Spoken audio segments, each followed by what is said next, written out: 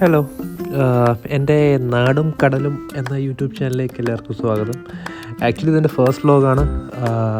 അതിൻ്റേതായ പ്രശ്നങ്ങളും കാര്യങ്ങളൊക്കെ കാണും.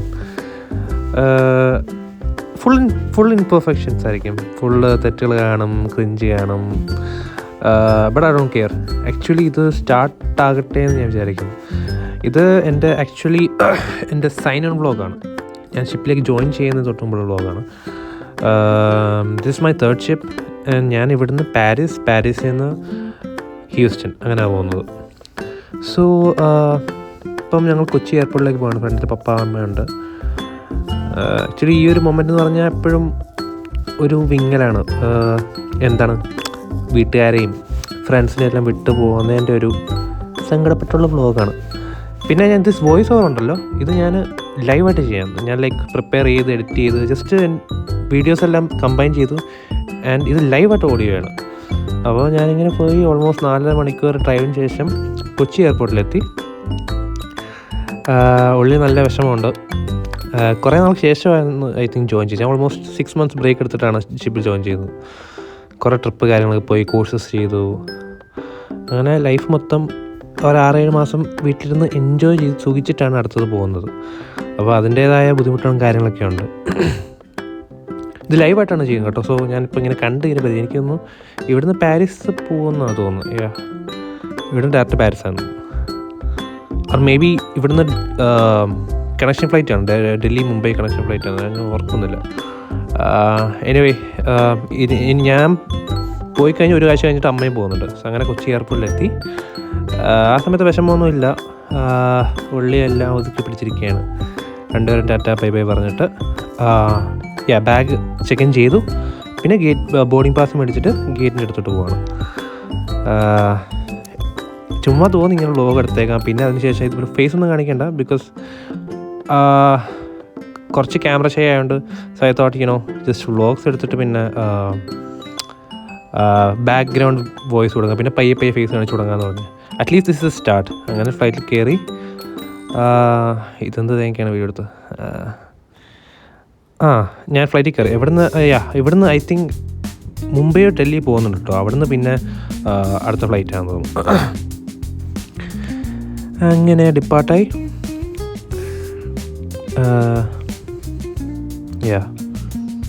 സോ ആക്ച്വലി ഇത്തരം സിറ്റുവേഷനുണ്ടല്ലോ, നമ്മളിപ്പം പാരീസ് പോയെന്ന് പറഞ്ഞാലും US പോയെന്ന് പറഞ്ഞാലും നിങ്ങൾ ചുറ്റുമുള്ളതൊന്നും നോക്കത്തില്ല. ബിക്കോസ് നിങ്ങൾ വർക്കിനാണ് പോകുന്നതുകൊണ്ട് മെയിൻലി മൈൻഡിൽ വർക്കിൻ്റെ സ്ട്രെസ്സാണ്. അതേ മച്ചാൻ കിടന്ന് ഉറങ്ങുന്നു. സോ മൈൻഡ് മൊത്തം ഇനി 6 മാസം ഷിപ്പിലാണല്ലോ എന്നൊരു ചിന്താഗതിയാണ്. സോ ഒന്ന് എൻജോയ് ചെയ്തല്ല, യാത്രയൊന്നും എൻജോയ് ചെയ്തല്ല പോകുന്നത്. സോ അങ്ങനെ അങ്ങനെ മുംബൈ ആണെന്ന് തോന്നുന്നു. മുംബൈ ഓർ ഡൽഹി, ഇത് രണ്ടും ഏതൊരു എയർപോർട്ടിൽ എത്തിയിട്ടുണ്ട്. ഇവിടുന്ന് ഏതെങ്കിലും പോർഷനകത്ത് അറിയാം. ഡൽഹി. ഈ ഒരു ഇമേജ് കണ്ട ഏതൊരു ഇൻ്റർനാഷണൽ ഫ്ലൈറ്റ് യാത്രക്കാരനും മനസ്സിലാവും ദിസ് ഡൽഹി എയർപോർട്ട്. ഇതിൻ്റെ ഒരു സിമ്പിളാണ്, മെയിൻ സ്ഥലമാണ്. ഞാൻ ഇവിടുന്ന് ഡൊമസ്റ്റിക്കിൽ നിന്ന് ഇൻ്റർനാഷണൽ ബാഗേജ് കളക്ട് ചെയ്ത് ഇൻ്റർനാഷണൽ എയർപോർട്ടിൽ വന്നു. ഞാൻ ഡൊമസ്റ്റിക്കാണ് അറൈവലായത്. ആൻഡ് ബാഗ് ചെക്ക് ഇൻ ചെയ്യണം. ഇവിടുന്ന് പാരീസ്. ഡൽഹിയിൽ നിന്ന് പാരീസ്. ഐ തിങ്ക് ഡൽഹിയിൽ ഓൾമോസ്റ്റ് 10 hours എന്തോ ലേവർ ഉണ്ടായിരുന്നു എനിക്ക് കേട്ടോ. ഞാൻ 10 മണിക്കൂർ എന്തോ ചെയ്യുന്ന ചുമ്മാ ഫോണിൽ കുത്തി അടുത്തുള്ളൊരു കമ്പനി ഉണ്ടായിരുന്നു, പുള്ളിയോട് കാര്യം പറഞ്ഞിങ്ങനെ. ബാഗ് ചെക്ക് ഇൻ ചെയ്തു. ഇനി ഗേറ്റിൻ്റെ അവിടോട്ട് പോകണം. ഭയങ്കര വലിയ എയർപോർട്ടാണ് കേട്ടോ. അടുത്തൊരു ഗേറ്റിലോട്ട് പോകാൻ തന്നെ ഒരു 10-15 മിനിറ്റ് എങ്കിലും നടക്കണം. ഇവിടെയൊക്കെ സൈൻ ഓൺ ടൈമിൽ വലിയ ഗുണമൊന്നുമില്ല. സൈൻ ഓഫ് ടൈമിൽ ഞങ്ങൾ സാധനങ്ങൾ എടുത്തുകൊണ്ട് നാട്ടിൽ വരാൻ പതിവ്. പക്ഷേ എയർപോർട്ടിൽ കിട്ടുന്നൊരു വൈബുണ്ടല്ലോ, അതൊരു ഒരു മെയിൻ ക്യാരക്ടർ എനർജിയാണ്. അത്യാവശ്യം നമുക്ക് ഒരു മെയിനായിട്ട് സൈൻ ഓണിൽ അത്രയും തോന്നത്തില്ല. ബട്ട് സ്റ്റിൽ ഈ എയർപോർട്ടിൽ കിട്ടുന്ന വൈബ് വേറെ ഒന്നാണ്. അങ്ങനെ ഗേറ്റിൻ്റെ അവിടെ നടന്ന് ഒരുപാട് ഗേറ്റുണ്ട് കേട്ടോ. ഐ തിങ്ക് എൻ്റെ 11 സംതിങ് ആയിരുന്നു.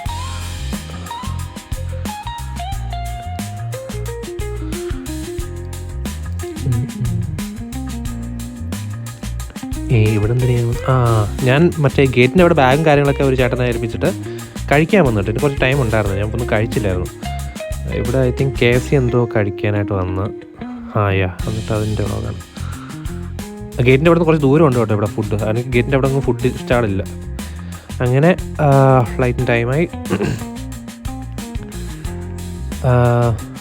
അമ്മ 17 മിനിറ്റ് ഉണ്ടല്ലോ വീട് മൊത്തം. ഞാൻ എന്നിട്ട് ഫ്ലൈറ്റിൽ കയറാൻ പോകണം. This air France, beautiful flight. ഇവർ ഹോസ്പിറ്റാലിറ്റി ആയിക്കോട്ടെ, ഫുഡ് ആയിക്കോട്ടെ, സർവീസ് ആയിക്കോട്ടെ, ബെസ്റ്റാണ്. എനിക്ക് രണ്ടാമത്തെ തവണയാണ് എയർ ഫ്രാൻസിൽ കയറുന്നത്. രണ്ടാമത്തെ തവണയാണ് പാരീസ് എയർപോർട്ടിൽ വരുന്നത്. സെക്കൻഡ് ഷിപ്പ് ഇതുപോലെ ആയിരുന്നു, Delhi to Paris, Paris to Atlanta to Houston, അങ്ങനെയാണ്. ദിസ് ഐ തിങ്ക് ഡയറക്റ്റ് പാരീസിൽ നിന്ന് ഹ്യൂസ്റ്റൺ ആണെന്ന് തോന്നുന്നു. ഇത് അവരുടെ സേഫ്റ്റി ബ്രീഫിംഗ് ആണ്.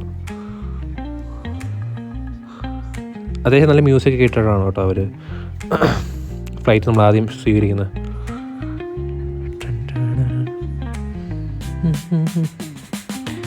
അങ്ങനെ ഡിപ്പാർട്ടാന്നു. കുറേ നേരം ഇരുന്ന് കേട്ടോ ഡൽഹി എയർപോർട്ടിൽ. ഓൾമോസ്റ്റ് 10 മണിക്കൂർ ഇരുന്നു ഞാൻ.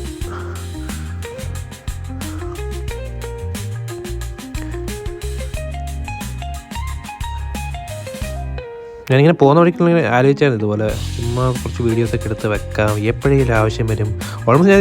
ഓൾമോസ്റ്റ് 1 ഇയർ ആയി കേട്ടോ, 1 ഇയർ കൂടുതലായിരുന്നു ഞാൻ ഈ വീഡിയോ എടുത്തിട്ട്. എന്നിട്ട് ഇപ്പോഴാണ് സമയം കിട്ടിയത് എഡിറ്റ് ചെയ്യാനൊക്കെ. അതും എഡിറ്റ് ചെയ്യാനില്ല, ജസ്റ്റ് വീഡിയോസ് എല്ലാം ഇടയ്ക്ക് വെച്ചത് ലൈവ് വോയിസ് ഓവറാണ്.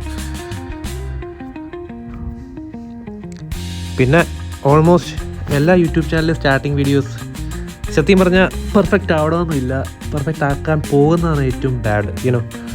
എപ്പോൾ നമ്മൾ പെർഫെക്റ്റ് ആക്കണം എന്ന് പറഞ്ഞിരിക്കുന്നു, പിന്നെ വീഡിയോ ഇടാനേ തോന്നത്തില്ല. അപ്പോൾ ഞാൻ വിചാരിച്ചു എന്തിനാ ഇങ്ങനെ പെർഫെക്റ്റ് ആയാലും നിങ്ങൾ ഈ ചാനൽ സ്റ്റാർട്ടിങ് വീഡിയോ സ്റ്റാർട്ടിങ് തന്നെ ഒരു ഇൻട്രോ പോലും കാണത്തില്ല ഇതിന്, അല്ലേ?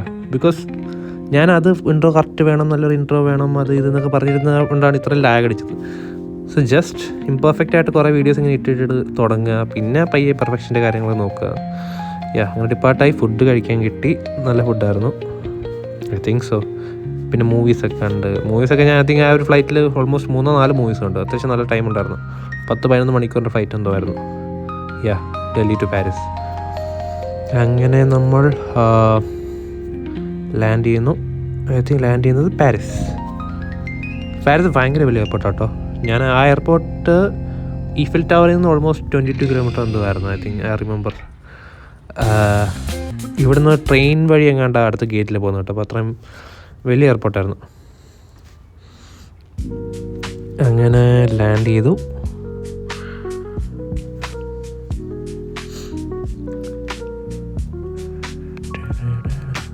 എല്ലാം ഒറ്റയ്ക്കാട്ടോ, എനിക്ക് പാർട്ട്നേഴ്സ് ആരുമില്ല. പാരീസിൽ നിന്ന് ഒരാൾ വരുമായിരുന്നു, എൻ്റെ ഒരു 3rd എഞ്ചിനീയർ ജോയിൻ ചെയ്യുമായിരുന്നു. പുള്ളി ബാംഗ്ലൂർ വരുന്നായിരുന്നു. ഓൾമോസ്റ്റ് എൻ്റെ എല്ലാ സൈനോണും നടത്തിയിട്ടുള്ള സൈനോൺ ആയിക്കോട്ടെ, സൈൻ ഓഫ് ആയിക്കോട്ടെ, വളരെ കുറച്ച് പേരെ കാണത്തുള്ളൂ പാർട്ട്നേഴ്സായിട്ട്. ബട്ട് അതാണ് സ്വസ്ഥം, നമ്മുടെ ഇഷ്ടത്തിന് എവിടെ വന്നിട്ട് പോയിട്ട് വരാം. അങ്ങനെ നമ്മൾ പാരീസ് എത്തി. ഇതും ഭയങ്കര ബ്യൂട്ടിഫുൾ ആയിട്ട് എയർപോർട്ട് കേട്ടോ. ഞാൻ എപ്പോഴും സൈൻ ഓഫ് ആയി കഴിഞ്ഞാൽ ഒരു ടൈം ആകുമ്പം പാരീസ് ടൂറിങ്ങിന് വരണമെന്നുണ്ട്. കുറേ ഗേറ്റ്സ് ഉണ്ട് കേട്ടോ, KML. കൺഫ്യൂഷൻ അടിക്കും, ഏത് ട്രെയിനിൽ കയറണമെന്ന് കൺഫ്യൂഷൻ. ഞാൻ എന്താ കയറടമൊക്കെ ചോദിച്ചിട്ട് കയറിയതാണ്. അത് ഒറ്റയ്ക്കാണല്ലോ, ബട്ട് ഇതിൻ്റെ സെക്കൻഡ് ടൈം ആണ്ട് ഐ വാസ് ഓൾമോസ്റ്റ് ഷുവർ എവിടെ പോകണം, എന്ത് ചെയ്യണമെന്നൊക്കെ. അങ്ങനെ ട്രെയിനിൽ കയറി. നമ്മൾ ട്രെയിനിൽ നോക്കിയാൽ തന്നെ അറിയാം ഒരുപാട് ഗേറ്റുകളുണ്ട്. മച്ചനെൻ്റെ വ്ളോഗ് നോക്കിയിരിക്കുകയാണ്.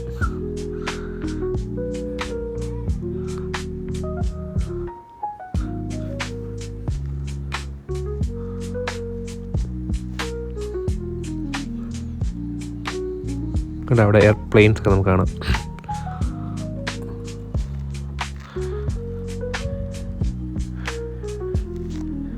അങ്ങനെ എവിടെ ഒരു സ്റ്റേഷനിലെത്തി. 2E എന്തോ ആയിരുന്നു കേട്ടോ.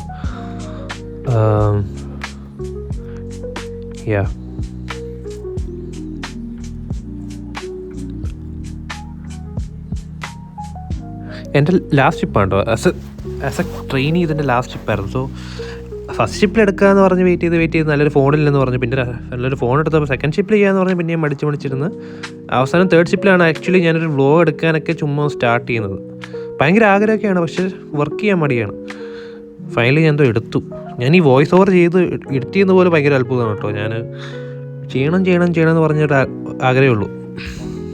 എന്താണ് ഇത് actually more than gaining subscribers. എനിക്ക് എൻ്റെ ലൈഫ് ഡോക്യുമെൻറ്റ് ചെയ്യുന്നുണ്ട്, അത്രേ ഉള്ളൂ. ഇത് ഞാൻ എഡിറ്റ് ചെയ്ത് കഴിഞ്ഞിട്ട് പോസ്റ്റ് ചെയ്ത് ഞാൻ ഈ ക്ലിപ്സെല്ലാം ഡിലീറ്റ് ചെയ്തോളൂ, അല്ലെങ്കിൽ എവിടെയെങ്കിലും മാറ്റി വെക്കും. സെക്യൂരിറ്റി ചെക്കിൻ, കർത്താവ് സെക്യൂരിറ്റി ചെക്കിൻ്റെ കാര്യമാണ് ഞാൻ ഏറ്റവും ഇഷ്ടമല്ലാത്ത പരിപാടിയാണ് ഇത്.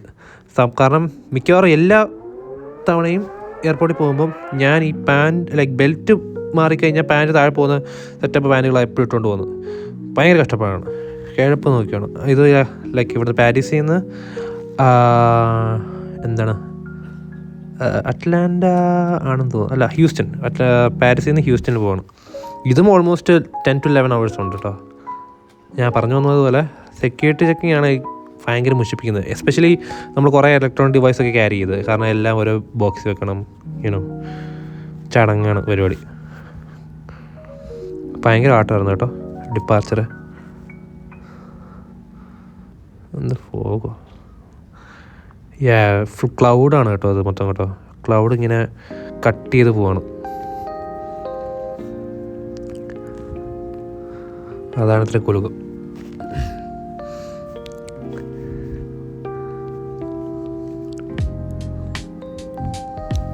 ഞാൻ നേരത്തെ പറഞ്ഞ പോലെ കേട്ടോ, ഫുള്ള് ക്രിഞ്ചും ഇംപെർഫെക്റ്റ് ആയിട്ടുള്ള വ്ളോഗായിരിക്കും. പക്ഷേ ഇതാണ് ആക്ച്വലി ഒരു സ്റ്റാർട്ടിങ്ങിന് വേണ്ടത്. അല്ല സ്റ്റാർട്ടിങ് പെർഫെക്റ്റ് ആണെന്ന് പറഞ്ഞാൽ ഇരിക്കത്തേ ഉള്ളൂ. അപ്പോൾ ഞാൻ നിങ്ങളോട് പറയാം, നിങ്ങൾക്ക് ഇതിൽ യൂട്യൂബ് ചാനൽ തുടങ്ങണം, അല്ലെങ്കിൽ ഈ പറഞ്ഞ പോലെ എന്തെങ്കിലും വീഡിയോ ഇടണമെന്ന് നോക്കി കഴിഞ്ഞാൽ നിങ്ങളിങ്ങനെ പെർഫെക്ഷൻ്റെ പറയാൻ നോക്കിയിട്ട് കാര്യമില്ല. എന്താണ് അങ്ങ് ഇടുക, അത്രേ ഉള്ളൂ.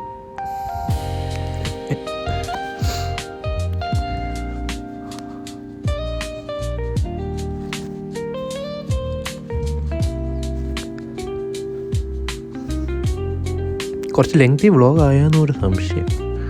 17 മിനിറ്റൊക്കെ ഫസ്റ്റ് വ്ളോഗ് ഇരിക്കട്ടെ. ഇത് രാത്രി എന്തോ മൂവിയൊക്കെ കണ്ടിരിക്കുകയാണ്. ഇത് ഏത് മൂവിയായിരുന്നു? എനിക്കൊന്ന് മറ്റേ ഏത് ഗെയിം മൂവിയാന്ന് തോന്നുന്നു കേട്ടോ. അല്ല ഇത് പെണ്ണ് തന്നെയാണല്ലോ. പിന്നെ ഇത് മൂവിയാണ്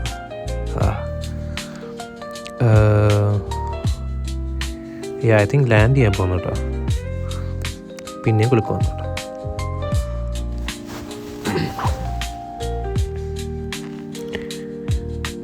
പറഞ്ഞ പോലെ എയർ ഫ്രാൻസ് ആണ് ആറ്റ് ദ ബെസ്റ്റ് സർവീസ്. ഞാൻ എക്സ്പീരിയൻസ് ചെയ്ത് വെച്ചേട്ടോ.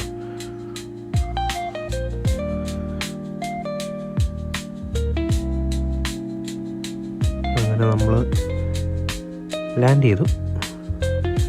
നമ്മുടെ മച്ചാനുണ്ട് കേട്ടോ, നമ്മുടെ തേർഡ് എഞ്ചിനീയർ ഉണ്ട്. പുള്ളിയുടെ വീഡിയോ ഞാൻ എടുത്തില്ല. അതിന് ഫ്രണ്ടിൽ പോകുന്ന പുള്ളിയാണെന്ന് കേട്ടോ. പുള്ളിയാണ് അത്. എൻ്റെ ഇടയ്ക്ക് എവിടെയോ കാണിക്കുന്നുണ്ടെന്ന് തോന്നുന്നു. ഇത് ബിസിനസ് ക്ലാസ് മച്ചാനെ കാണിക്കുന്നുണ്ടോ? യെസ്, ഇതാണ് മച്ചാൻ്റെ പേര് ജഗദീഷ്. പുള്ളി ബാംഗ്ലൂരിൽ നിന്നാണ്. പുള്ളി ഷിപ്പിലെ തേർഡ് എഞ്ചിനീയർ കേട്ടോ. ഞങ്ങൾ രണ്ടുപേരും ജോയിൻ ചെയ്യുന്നത്. ആക്ച്വലി ഞങ്ങൾക്ക് ഇവിടുന്ന് ഓൾമോസ്റ്റ് 1 മണിക്കൂർ ഏജൻറ്റ് വരാൻ വെയിറ്റിംഗ് ഉണ്ടായിരുന്നു കേട്ടോ. ഇവിടെ പക്ഷേ വലിയ പരിപാടി ഒന്നുമില്ലായിരുന്നു. എന്താണ് പേപ്പർ വർക്കൊന്നും അധികമില്ലായിരുന്നു. പെട്ടെന്ന് ചടയെന്ന് കഴിഞ്ഞ് ജസ്റ്റ് പാസ്പോർട്ട് നോക്കി US വിസ ഉണ്ടോ നോക്കി അടിച്ചിടുക, ബസ് കത്തും. പിന്നെ ബാഗേജ് കളക്ട് ചെയ്യണം, അതൊരു ടാസ്ക്കാണ്. അങ്ങനെ വന്നു ബാഗേജ് കളക്ട് ചെയ്യാൻ പോയി. മണ്ടേക്ക് ഉണ്ടാകും ബാഗേജിനകത്ത് ഇങ്ങനെ ലൈറ്റൊക്കെ വെച്ച് ഡെക്കറേഷനൊക്കെ കൊടുത്ത്. മച്ചാൻ ആൾ പാവമായിരുന്നു കേട്ടോ, ഭയങ്കര കമ്പനിയായിരുന്നു. ജസ്റ്റ് കണ്ടാലൊരു വില്ലൻ ലുക്കൊക്കെ ഉണ്ട്, പക്ഷെ മച്ചാൻ പാവമായിരുന്നു.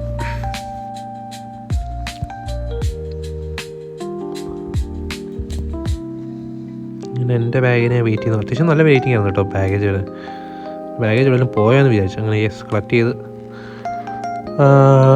വെളിയിലേക്ക് പോകണം കേട്ടോ. നേരെ വെളിയിൽ പോയാൽ ഇവിടുന്നും ഐ തിങ്ക് ഒരു ട്രെയിൻ ഉണ്ടായിരുന്നു കേട്ടോ. വെളിയിൽ പോകാനും ട്രെയിൻ ഉണ്ടായിരുന്നു. ഇതും അത്യാവശ്യം വലിയ എയർപോർട്ടായിരുന്നു കേട്ടോ, ഹ്യൂസ്റ്റൺ. എന്തോ ഭാഗ്യത്തിനാണ് ഹ്യൂസ്റ്റന് കിട്ടിയത് കേട്ടോ. അല്ലെങ്കിൽ ഇതിനും കുറച്ച് മുമ്പിലായിട്ട് അറ്റ്ലാന്റ ഉണ്ട്. അവിടുന്ന് പിന്നെ ഒരു ചെറിയ ഫ്ലൈറ്റ് വന്ന് ഹ്യൂസ്റ്റന് വരാറാണ് പതിവ്. എൻ്റെ സെക്കൻഡ് ഷിപ്പ് ഞാൻ അങ്ങനെ ജോയിൻ ചെയ്തു. മിക്കവാറും എൻ്റെ ഫ്രണ്ട്സും എല്ലാവരും അങ്ങനെയാണ് ജോയിൻ ചെയ്യാറ്. എന്താ ഫായതിന് ഡയറക്റ്റ് കിട്ടി പാരീസിൽ നിന്ന് ഡയറക്റ്റ് ഹ്യൂസ്റ്റൺ. ഇതാ മഞ്ഞ ഇതിട്ടുണ്ടല്ലോ, പുള്ളിക്കാരിയാണ് ഞങ്ങളെ പിക്ക് ചെയ്യാൻ വന്നത് കേട്ടോ. അങ്ങനെ പിക്ക് ചെയ്ത് പുള്ളിക്കാരുടെ വലിയ ട്രക്കായിരുന്നു. എന്നിട്ട് പുള്ളിക്കാരി ഭയങ്കര നൈസായിരുന്നു. കാര്യമൊക്കെ പറഞ്ഞിരുന്ന് ഇതൊക്കെയാണെന്നൊക്കെ ചോദിക്കുന്നുണ്ട്. ഞാൻ പറഞ്ഞു ഡബിൾ ഓക്കെ. എന്നിട്ട് ഇവിടെ ഒരു സ്ഥലമുണ്ട് കേട്ടോ, ഡൗൺ ടൗൺ എന്ന് പറയുന്നത്. നമ്മളെ ന്യൂയോർക്ക് ടൈം സ്ക്വയർ ഒക്കെ പറയുന്ന പോലെ ഇവിടെ ഹ്യൂസ്റ്റന് അടുത്തായിട്ടുള്ളൊരു സിറ്റി ഏരിയയാണ് ഡൗൺ ടൗൺ. പ്രത്യേകിച്ച് ഫേമസ് ആയിട്ടുള്ള ഏരിയയാണ്. ഒരു തവണ ഇങ്ങോട്ട് വന്നിട്ടുണ്ട് ഞാൻ ഇവിടെ. ഹ്യൂസ്റ്റണിൽ ഞാൻ കുറേ തവണ വന്നിട്ടുണ്ട്. Second trip full America, Chile ആ റൂട്ടായിരുന്നു കേട്ടോ. പിന്നെ എന്താണ് full north America, south America ആയിരുന്നു. സോ നോർത്ത് അമേരിക്ക കുറേ തവണ വന്നിട്ടുണ്ട്. അങ്ങനെ ഹ്യൂസ്റ്റൺ മൊത്തം കറങ്ങിയ നാസ സെൻറ്റർ മൊത്തം അത്യാവശ്യം ഒരു 6-7 തവണയെങ്കിലും വിസിറ്റ് ചെയ്തിട്ടുണ്ട് ഹ്യൂസ്റ്റൺ. അങ്ങനെ ഒരു തവണ ഡൗൺ ടൗൺ വന്നിട്ടുണ്ട്. അങ്ങനെ ഞങ്ങൾ പോർട്ടിലെത്തി. കാണുമ്പോൾ നല്ല ചൂടൊക്കെ ഉണ്ട്, പക്ഷെ നല്ല മോഡറേറ്റ് ക്ലൈമറ്റ് ആയിരുന്നു. Clear sky. ആ ഷിപ്പുണ്ടല്ലോ, അതാണ് ഞങ്ങളുടെ ഷിപ്പ്. ഞങ്ങൾ ജോയിൻ ചെയ്യാൻ പോകുന്ന ഷിപ്പ്. അത് പേപ്പർ വർക്കിന് അവിടെ വന്നതാണ്. പിന്നെ പുള്ളിക്കാരി വണ്ടിയൊക്കെ ആയിട്ട് വന്ന്. ഷിപ്പിൻ്റെ പേര് ക്രിസ്റ്റൽ സൺറൈസ്. ഇതിൻ്റെ സിസ്റ്റർ ഷിപ്പാണ് കേട്ടോ ലെഫ്റ്റ് കിടക്കുന്നത്, ക്രിസ്റ്റൽ ഏഞ്ചൽ. ഇനി 6 മാസം ഇവിടെ. ഇത് എനിക്ക് തൽക്കാലമായിട്ട് വന്ന ക്യാബിനാണ് കേട്ടോ. ഓൾമോസ്റ്റ് ഇത് സെയിം ക്യാബിനാണ്. എൻ്റെ ക്യാബിൻ ഓൾമോസ്റ്റ് സെയിം ആണിത്. ഇതാണ് ബാത്റൂം, കുഞ്ഞു ബാത്റൂം, കൊള്ളാം. പിന്നെ നേരെ ബോയിലർ സൂട്ട് ഇട്ടു ബ്രീഫിങ്ങിന് എന്തോ പോവാണ്. അതിനൊന്നും വീഡിയോ എടുത്തില്ല കേട്ടോ. ഷിപ്പിൽ വെളിയിലൊന്നും കാണിക്കാൻ ഫോൺ നമുക്ക് അലൗഡല്ലോ വെളിയിൽ. അപ്പോൾ ഞാനിങ്ങനെ ഇടയ്ക്കൊന്ന് സ്കോപ്പ് കിട്ടിയപ്പോഴത്തേക്കും ഞാനൊരു സൺറൈസിൻ്റെ വീഡിയോ എടുത്തിട്ടുണ്ട് കേട്ടോ. സൺറൈസ് അല്ല, സൺസെറ്റിൻ്റെ കേട്ടോ, ചുമ്മാ കാണിക്കാൻ വേണ്ടി. That's it my vlog. അത്രേ ഉള്ളൂ. So hope you enjoy.